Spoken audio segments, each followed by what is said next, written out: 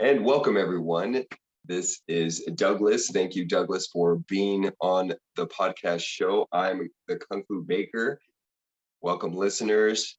And this is Douglas. He is the Chief Piglet Chaser, the Chicken Whisperer, and Cattle Wrangler of SonRise Ranch. Is that right, Doug? That's right. Yeah. And there's probably a few other titles in there that my wife would like to expand on, but we're not going to mention those on air.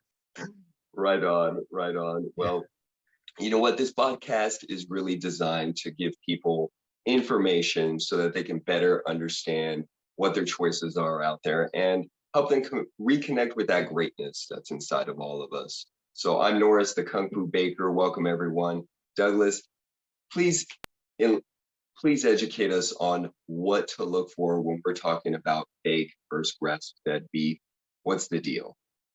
Well, Norris, when you brought this subject up initially, I think we had a litany, a laundry list of ideas that we could talk about with respect to ranching, and there's such a vast gulf of knowledge that really, frankly, has left our society. 50 years ago, everybody was involved in some sort of agriculture. I mean, if you told them you raised beef, they'd probably look at you and say, yeah, we do too. And so that's not very exciting. There's not a lot. So the collective societal knowledge about agriculture in general, and then in specifically in animal agriculture, is a huge deficit in our society. And so, I remember you wrote me an email and said, hey, what do you want to talk about? And I think I sent you like 7 different things that were just like the hottest topics of the day. And I'm a fan of saying that, they're hot topics of the day because, well, everything's a hot topic today. So they were just hot button issues. And you said, no, let's make it simple. Let's talk about what is grass-fed beef. And I really like your approach there because, frankly, that's just nice to sit back and have a nice conversation about what grass-fed beef is and what it isn't. Yeah. And so it really kind of boils down to the fact that it really is defined differently for a bunch of different people, and it's defined differently based on what are people's objectives. So, for example, the USDA, whose objective is to sort of regulate things and provide structure, they would define grass-fed differently than, say, a boots on the ground rancher in Western Wyoming. Yeah. And the reason for that is they're viewing the same issue from kind of different angles. And I don't know what angle your listeners are coming from, but really, it's really the consumer, right? Yeah, because right, I remember right. I met you at a farmer's market where I was selling bread as well, right? And you had a beautiful display. And for one, I looked at the meat and I'm like, wow, that looks really like almost purple, like dark. Right. Very different. Yeah. And you also had a prepackaged bought at a health food store piece of beef. And you showed Oh, yes. Right. I remember those days. Yeah. Yeah. And you're like, hey, if you really want to tell whether a cow ate grass, look at the fat cap. Yeah. Look at the fat content, the color of the fat in particular. You look for a yellow color, yellowish orange kind of color. It's the same concept when it comes to eggs. If you crack an egg, Norris, you probably crack a bunch of eggs. And you crack an egg and you buy, just a conventional egg off the store shelf, and it has a really light yellow yolk. You can tell that animal didn't have a lot of access to beta carotene. Beta carotene comes from rapidly growing green grass. And if you go get a pastured, hen, and you leave her out in the yard, and then she lays an egg, it has a really, really orange yolk. It's very, very dark orange. And that's it. You're just picking up beta carotene, and your eye is receiving that as a sensor, and you're going, oh, it's kind of a natural. We have a history of finding our own food for millennia. And so we have a visceral reaction to good things. We can actually tell quality far better than I think we give ourselves the ability to. And unfortunately, we've dulled that down. We roll into a grocery store, we look for a pretty coloring on a packaging or something like that. But in reality, if you spend some time rolling around farmers markets, you will find quality and you will find lack thereof. And in fact, at the same market sometimes. So, you can definitely pick it up. That's one of the things. Grass-fed, for example, is regulated in terms, or they attempted to regulate it in terms of its marketing. to identify, what is grass-fed and what is not. And so the USDA and the FDA are responsible for, they're the word police of our food system. So those are the folks that are going to define what light is, or natural, or low fat, or minimally processed. So those are the folks that are responsible for saying, well, if you use this term on your packaging, you must meet these minimum specific requirements. And so they've got a bunch of folks in cubicles somewhere that are hashing out those things. And they attempted to do that in the grass-fed world when grass-fed became popular, 10 to 13 years ago. And I remember we went to a conference when we were just brand new in the grass-fed industry. And we were doing a Q&A, and I stood up and I said, well, I'm a grass-fed farmer and I raise grass-fed beef. And I mean, you could have just heard a pin drop. I think they had every eye looking at us like, what the heck is that? I mean, it was back when, I like to say we were grass-fed before grass-fed was cool. And nowadays, if you mention grass-fed, people just kind of shrug their shoulders and say, oh yeah, I buy that at the grocery store all the time. But the fact is, well, and that's really the crux of the conversation is, do they?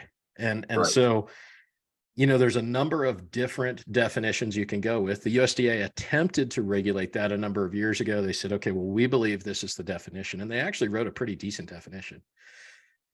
And then some rancher somewhere during the comment period raised his hand and said, well, what happens if I feed hay?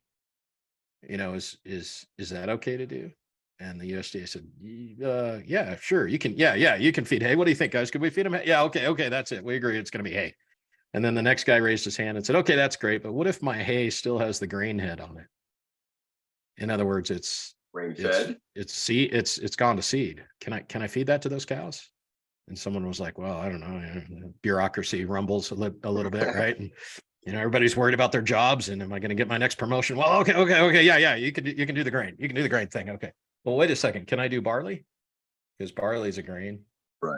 But it's also a grass. Right. I don't know. Maybe. What do you think, Sam? Should we let him do that? Yeah, okay. And pretty soon you can see the thing just completely spiraled out of control.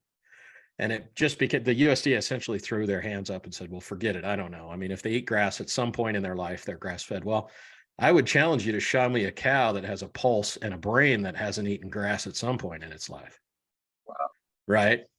And so, Norris, my question for you is, if I hand you an orange today and you eat it, are you orange fed? Well, yeah, you as of that second, an orange at some point in my life. Yeah, you ate an orange, so you're orange fed, Norris. But in fact, you are not entirely, completely, wholly, and totally orange fed, right? Which is really what I think consumers might be wanting, or perhaps not. Some consumers want to go into the grocery store and just feel good about themselves, right? And so they'll buy the grass fed and say, well, there you go, I feel good about myself. Other consumers are looking for nutrition. Some of them are looking for a specific type of nutrition. Some of them are looking for animal welfare. Some of them are crazy enough to think that grass-fed beef can actually help the environment. Those people are really loony, man. I mean, they're way out there, right? That if I feed a cow nothing but grass, what I actually do is cause grass to grow. And if I manage that pasture and those rotations, and when that cow is eating grass, then I can actually cause grass to grow in perhaps areas where grass hasn't grown for a long time, which prevents erosion, right? And now all of a sudden I'm seeing the animal as a process to create a different environment. And as I grow more grass, I sequester more atmospheric carbon, which is something we've been pumping into the atmosphere since the early 1900s. So now all of a sudden my dollar is going to support environmental factors and climate change issues that perhaps I'd never get to touch. That is vastly different than the person who just simply maybe wants a good tasting steak. Then maybe they think grass-fed tastes a little bit better. So any label would do for that person. Whereas the one who says, no, I'm really interested in actually affecting the environment. I know that cows cause grass to grow. That's a natural symbiotic relationship that we see in nature everywhere. So if cows are managed properly, I can grow more grass and I can create a better product. And so that's where I want my dollar to go. And so you see, grass-fed really has a very, very wide spectrum definition. And it's much more complicated than simply just walking in and going, well, I just want this on a label, right? I mean, we can go to now, you can satiate your, I call it my climate conscience. I can satiate that anytime I want by just rolling into some store who really just slapped a grass-fed label on. Maybe they ate grass sometime. And here's another thought for you is that, Yeah. remember, according to country of origin labeling laws, I don't have to label my beef as raised in Australia if I packaged it here in the United States.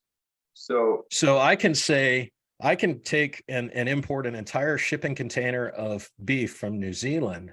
Yeah. And as long as I put it in its final package here in the US, it is product of the USA. Wow. And so now all of a sudden I've got my wonderful, feel good, go home happy grass-fed beef. Man, I got my conscience checked for today because I spent twice as much on grass-fed beef at Whole Foods today. And it's got a 3,000-mile logistics train on it just to get it to our shores. I mean, unbelievable, right? Can you imagine the amount of diesel that, right? Yeah. And you go, well, that's really, but what is the so what is the consumer really thinking? Are they thinking, oh, this is just raised by Joe Blow, the rancher right down the street? So what about the consumer that's really just like, hey, you know what? I really want something that's healthy, that is going to give me the nutrients, the energy that I need to keep trugging along and hitting the actions I need to make a living, reach my goals, etc. Because ultimately, when I'm looking for ingredients for baking my bread or what have you, my meals, that's really what's first and foremost in my mind. Yeah. And it's exactly what it is. It's a spectrum, right? So, I mean, I've got people that call and literally conduct almost job interviews before they'll buy my beef. I mean, they want to know what my rotational schedule is. They want to know where the water's coming from. They want to know what is our long-term plan for creek repair and erosion repair. What are we doing? How are my animals raised in terms of what sort of medicines do they get? How do we conduct ourselves around them? What is their flight zone? Are they really flighty animals? Can I get right next to them, or do they run away this first second they see a human because they haven't seen humans, and then of course that indicates, well, how much adrenaline are they going to have in their body on the day they do see a human, which also happens probably to be the day they die. So you've got a lot of factors, and so there's a whole spectrum of people, and we used to kind of really go head to head on a lot of this stuff, and spend a lot of time sort of beating ourselves against the system, which is really grass-fed has just sort of become conventional anymore. And then what we decided to do is things like this, where we just sit down and talk to people and go, well, these are the areas along that spectrum, right? That can be different. If you're just really wanting to say, well, my money went to something that had grass on the label, well, probably the Whole Foods kind of $20 a pound and $50 a pound sort of thing is where you need to go. But if you're really interested in supporting, say, for example, animal welfare, well, you need to go to a different level. You actually got to look behind the label a little. And then once you get into flavor, nutrition, and environment, you really now need to be talking to the rancher, right? So at those levels, you need to connect directly to a ranch. And so it has to do, Norris, with anything else. You get out of it what you put into it. I'll give you a great example. You would find this thrilling. On our Wyoming ranch, we make our own bread for the dinner house. So we serve dinners on the ranch and we hand make our own bread. It's a sourdough.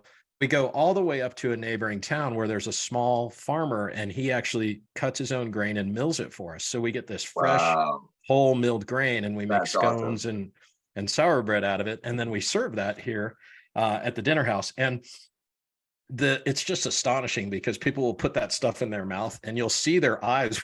They'll go, what the heck? How much MSG does this have in it? Right. They just can't understand that because it's so drastically different. But what's the downside of that? Man, the stuff goes bad. It goes rancid if you don't keep it stored properly. We got to drive all the way up there. It's some dude and he only takes cash. You're like, oh my gosh, man, I haven't met someone who only takes cash for like 50 years, dude. He doesn't have a cell phone. So you call him and leave a message on an answering machine. And it's just, so there's always an input output kind of thing. And like I said, we have people that pursue us day and night and ask us 100 questions before they place their first order. It's what they're looking for, no doubt, but we don't fool ourselves into thinking that's for everybody. Interesting. So like your clientele, what would be like, the 80-20 rule, 80%, the bulk of your customers, what are they looking for when they buy your beef? Well, let me tell you about the 20. The 20 is more concerned about convenience. And so we tend actually to discourage those people from working with us because we're not convenient. And if you come in thinking it's convenient, or getting everything directly from a ranch is just going to be a glorious, as easy as going to the grocery store. I'd rather have you leave now than have you disappointed later and leave anyway. So we just try to really be frank and upfront with people. We're not always going to have what you want, Yeah. pardon me. One of my favorite sayings is if you see a dude that's selling beef at the farmer's market and he's got everything you want all the time, no matter what, don't buy from him. Yeah. What's that? Right, because there's only so many Yeah. parts to an animal. Right. Yeah. And then this guy just can't has have an everything endless all the amount of time. tenderloins and there's, 13 pounds on a beef and what's he doing Right. with the other 400 pounds? Where's that going? Yeah. So in other words, he's probably buying from a distributor and then passing it off as his own, which does happen at the farmers markets and stuff. But for the 80%, what they're looking for, what we find is that if we do have, like we have literally hundreds and hundreds of pages of planning for grazing management, for soil structures, for testing and evaluation of our soils, for carbon sequestration capture, for animal welfare. We have, we train interns here on the ranch. This year there are, what's today? The 17th. I've got a month until 7 energetic interns. 6 of them are new. 1 is a repeat from last year, who's what's called a senior intern supervisor. So they get invited back the second year to help supervise. And they'll, so we're training the next generation of ranchers. We're looking awesome. for specific genetics within our cattle, and we have an entire genetics plan that's being executed. And then we have, continual improvement in our processing, distribution. And so there are many, it's like running a super carrier. You've got the air wing and the guys that work on stuff and the dudes that are cooking things for everybody and the guy that makes the boiler run. And so it's Right. a very in-depth kind of thing. So when you get to really connect with a real ranch, we like our 80% of those folks to be like really invested in that. They're going to be getting emails that tell them about the update of this, or Wednesday, or let's see, tomorrow we have a discussion on what is messenger RNA and how is that being used in the cattle industry and what do I need to look for. So we look for the whole picture. Real quick, and how do folks find that? They go on the blog, they go on your website, SonRiseRanch.com. I'll put that in my description so that people can click on that.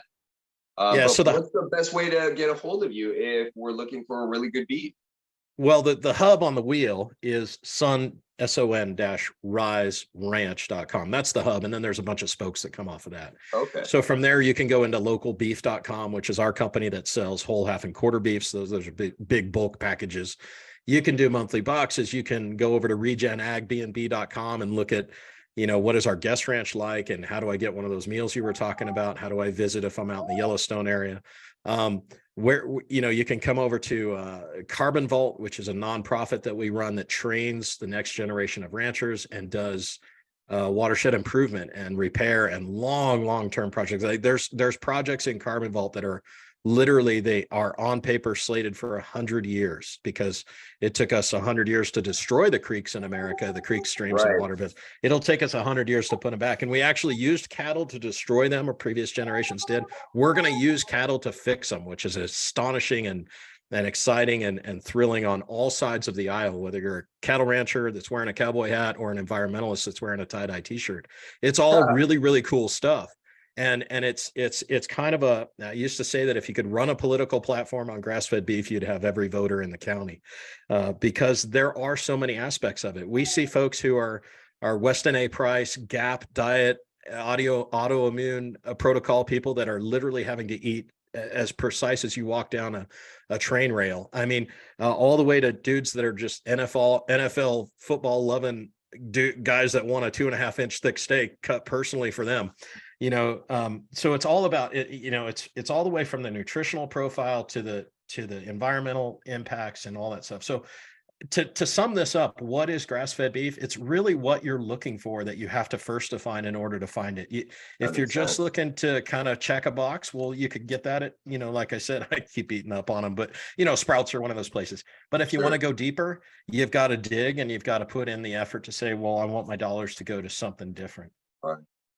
Well, you bring up a really interesting point because I've teamed up with a farmer to grow heirloom wheat for the last Right. 10 years. I've been collecting heirloom wheat seeds, different varieties throughout, and we finally got an opportunity to do that. And we planted. You and I talked about that at one time. I remember you saying that, and that's really neat. That's Yeah. exciting. So it's come true because I'm looking to be that supply, right? And to have that supply to give something, give our bread lovers something to go, wow, what is this, right? Because it's just unheard of in our industry.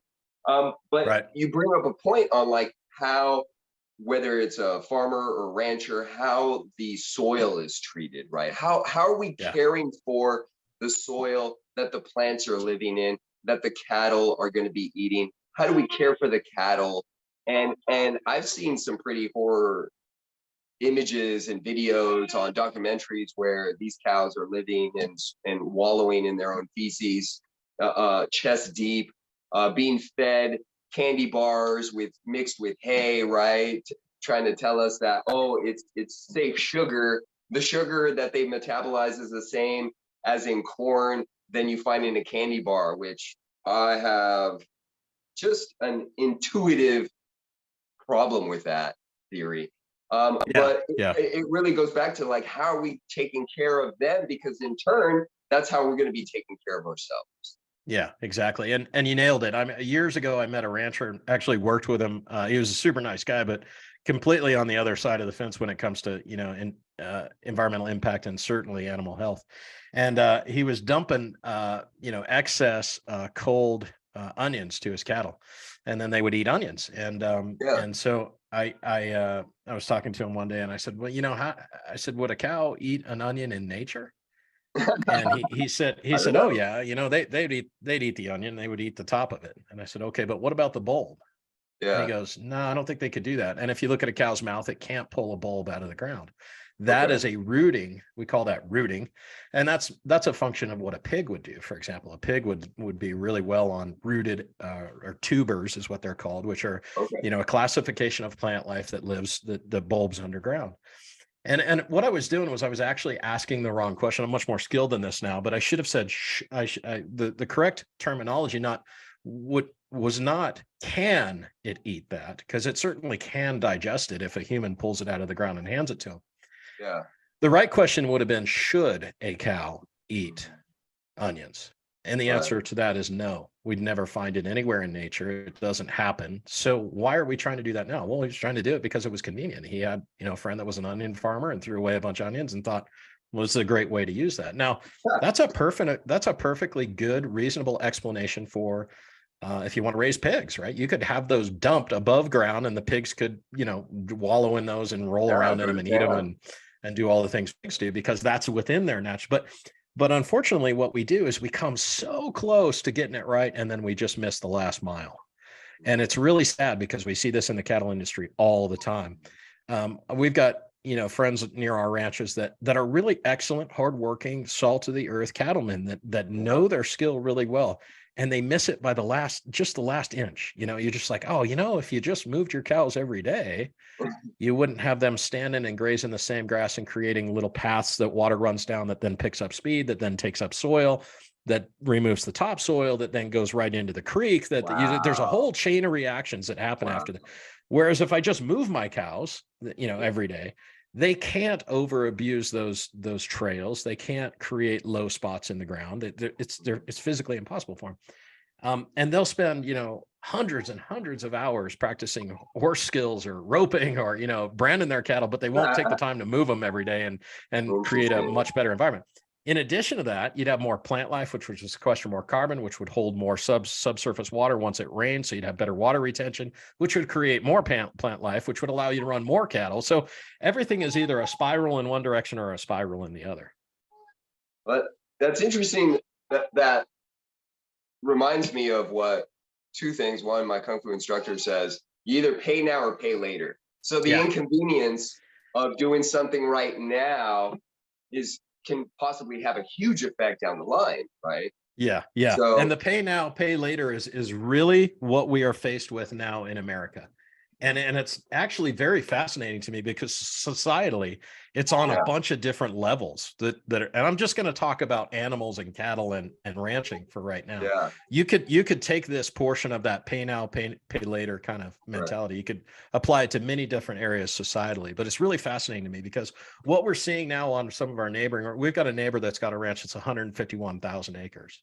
And what they're finding, what we've had conversations with them, and we've actually kind of gone through some of the records, is their stocking rate. That is it's called the stock rate, which is the amount of animals per acre that ranch can carry, has steadily and consistently decreased for over 100 years.